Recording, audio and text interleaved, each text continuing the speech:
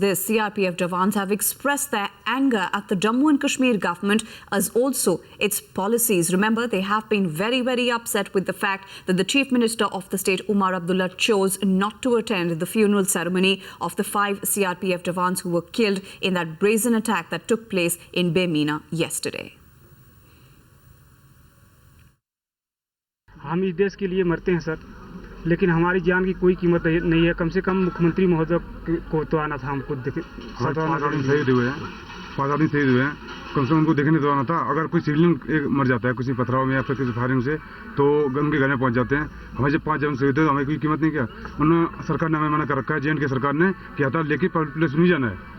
जब हम हथियार लेके अगर जाते हैं तो वो मना कर रखे हैं। तो जब लाठी और डंडा लेके जाते हैं ड्यूटी करने के लिए, तो उसमें उन्होंने फायरिंग किया, हमारे 5 जवान शहीद कर दिए। उसमें उनको आना था। 5 जवान शहीद हैं और 8 हमारे घायल हैं अभी हॉस्पिटल में। और सर, हम जो भी अपनी यहाँ पर कश्मीर घाटी के अंदर LO ड्यूटी कर रहे हैं, तो इसके अंदर हमारे को बगैर हथियार के हमारी LO ड्यूटी में डिप्लॉयमेंट किया जाता है, जिसमें हमारी जो कल हमारे 5 जवान शहीद हुए हैं, वो उनका मेन कारण यही है कि वो निहत्थे थे, उनके पास हथियार नहीं थे। लाठी कैंसिल्ड के साथ हमारे को डिप्लॉयमेंट किया जाता है, हमारी जान की कोई परवाह नहीं करते हैं।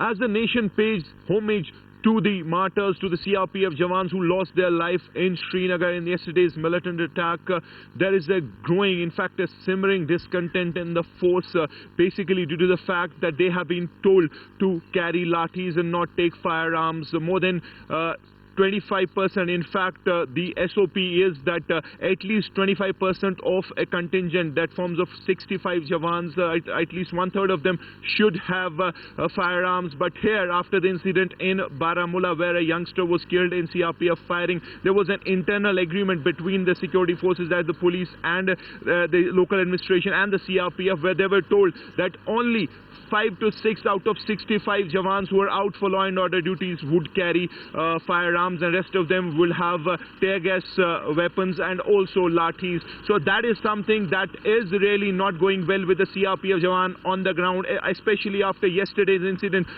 where many sources tell us that out of the 10 Jawans who were injured and 5 who were killed, only 3 to 4 had firearms, that is weapons, automatic weapons. Rest of them had lathis and other law and order gear. So that really is the point within the CRPF as of now, and the state administration is still adamant that they should not carry firearms during law and order. But when you have such attacks, the pressure is growing that policy should change, and the CRPF Jawans should be given, be it law and order or other duty, they should have firearms to protect themselves. Back to you.